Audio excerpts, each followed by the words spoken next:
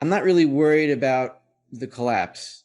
I'm not worried about much economically because I already see what's going to happen. I don't know exactly when. I know it's close, and yeah, everyone wants to know exact timing. If anyone knew exact timing, they could be, billionaires. But I'm not worried about collapse. What I'm worried about is that people won't turn around fast enough, and they'll just keep getting pickpocketed, for years to come until they really become destitute. Germany has in its cultural consciousness what hyperinflation is. When people point to hyperinflation and say, oh, Weimar, Weimar, Weimar, everyone knows it's Weimar. Other countries have experienced it, but Germany is definitely the most famous. And a cultural memory is very important for how a culture behaves under certain circumstances. It changes the way an entire nation behaves. And hyperinflation, it is qualitatively different from regular consumer price increases, because with regular consumer price increases, you might have, still, if you go back to that pickpocket analogy, somebody's taking money from your pocket and you don't realize it, so you're not going to turn around and punch him in the face, and he's going to keep taking money from you. But once you turn around and you see, and this guy's still taking money from you, and he's just doing it in broad daylight, and you're like looking at him, you'll get physical. You'll say, get away from me, stop taking my money, and you'll punch him in the face. And then he's going to have a much harder time taking money from you. Really, the flip to hyperinflation is basically when everyone realizes, all the way down to like just a fast food worker who says, I got to get rid of my paycheck right now or I'm going to lose it. He doesn't have to understand anything except for that. So it's everyone acting together. When everyone acts together, it doesn't matter what the central bank does anymore, because what's the fast food worker going to say? Oh, well, the Bundesbank or the ECB has raised interest rates by 20%. I guess I don't have to get rid of this money. He's not going to say that. When it's already on the street, you can't control it anymore. When it's in the banks, you can control it because the banks and the central bank work together, and they say, okay, I'm going to do this, you're going to do that, and they'll say, okay, we got to control the public. Once it's in the public's hands, that's it. It's over. And the fact that Germany has a cultural memory means the public has a cultural memory that when from their grandparents and probably from their public school system, when this happens, you got to get rid of the money fast. So they're going to be the first to do it. It seems like Germany should be the first to wake up. Maybe they won't. Maybe it'll be some other weird country that we never heard of. Maybe it'll be Lithuania. I don't know. But it makes sense that Germany would be the first to wake up because they're in the most dire straits when it comes to energy right now. They've been cut off of gas almost entirely, so they're pretty worn out, and they have a cultural memory, and they all use the same currency as everyone else. So once the euro starts hyperinflating in Germany, then other countries that use the euro will follow. It might take some time, but yeah, I mean, back in Weimar, it was just Germany using the Deutschmark, but now it's a wider area, so it's probably going to start somewhere, and then the infection spread. That's how an infection spreads, but it's not really an infection; it's a cure.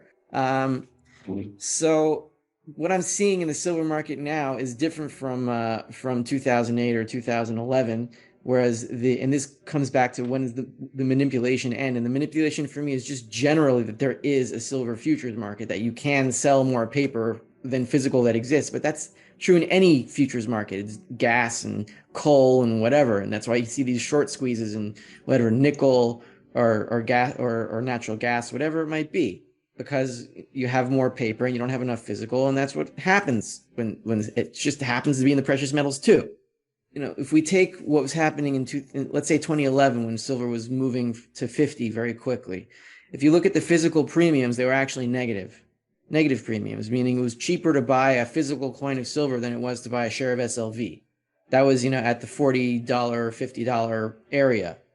So what that shows is it was just paper speculation. It was just like people saying, oh, this thing with three letters, SLV, maybe they didn't even know what it was, is going up. So they tried to chase it, and then they all got smashed. So now what's happening is that the premiums are staying up. The demand is in the physical market. People are buying coins now. That did not happen in 2011, did not happen in 2008 very much. It happened a little bit. Now it's happening very strongly. I mean, how many people really understand what money is? Even among the camp even the sound money camp, there's this whole Bitcoin camp, and they have some correct ideas, but I'm very much not in the Bitcoin camp. Not that I think it's a problem, but I don't think it's going to survive a monetary collapse, because I think it's just another derivative of money on top of the other layers. What we're doing is we're not trying to wake up the average people. I don't talk to the average person. I talk to the people like you that we're trying to get the people that sort of kind of understand that it's money, but they don't get it quite perfectly. Nobody gets it perfectly. I don't get it perfectly. But we're trying to wake up the leaders of various countries, communities all around the world so that they have as much money as possible so that they can retake the reins of society when everything collapses and really help people so we don't devolve into this chaotic dystopian nightmare. We want as much, we want the leaders to have, on whichever level leader that you are, to have as much money as possible, real money, which means you'll have as much power as possible, which means you'll be able to counteract, the bad actors here that are trying to restart the inflationary system. And the Weimar hyperinflation, you could buy a nice house in Berlin for about, $100. If we had foreign exchange students, exchanging $100 bills for these, nice pieces of real estate in downtown Berlin. So $100 back then, it was $21, 2065 or something an ounce, between $20 and $21 an ounce for an ounce of gold, right? So $100 bill is about 5 ounces of gold. And in a monetary crisis, what generally happens is central banks and banks go after gold. The public can't go after gold because it's too expensive, so they go after silver. And then the gold to silver ratio descends to about 15 to 1, which is historically the monetary average before 1873 when silver was demonetized. So in an environment where silver coins are money along with gold, then you generally have something around a 15 to 1 ratio. So 5 ounces times 15 is 75. Is it going to last? No, it's not going to last. It's not going to be like you're going to have like a steady, market of 75 ounces for a house. I'm saying at the peak of a panic, when people need silver because the gold substitutes don't work. And when gold substitutes don't work, you need actual silver to divide gold into retail amounts for maybe a few weeks, maybe a month or two at most. And that's even pushing it. Then in a panic, when people need physical coins to survive because they need to divide labor, then you could probably buy a house with 75 ounces of silver. So when you have that price, do it. And I'm not talking about predicting the end of days or anything or using numbers and math. I'm just talking about logic.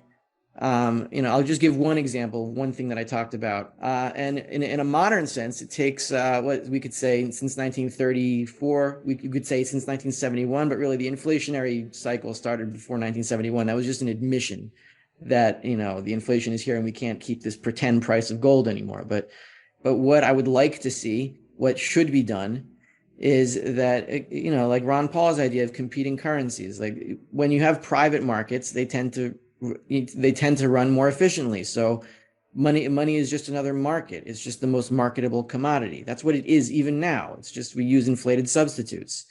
So, in the immediate aftermath, you'd probably have, gold companies or gold miners issuing paper certificates to their shareholders, and then those could be traded. And then you'd have goldsmiths and silversmiths making their money, and silver would be in the immediate aftermath you'd need it, but once you'd have functioning gold substitutes, could be a gold-backed blockchain, could be more paper. We're probably keep the digital. It'll probably be a gold-backed blockchain, I see, because that's most efficient. But in general, stockpiling any commodity now is going to help because people are going to need real assets once the money is no longer functional.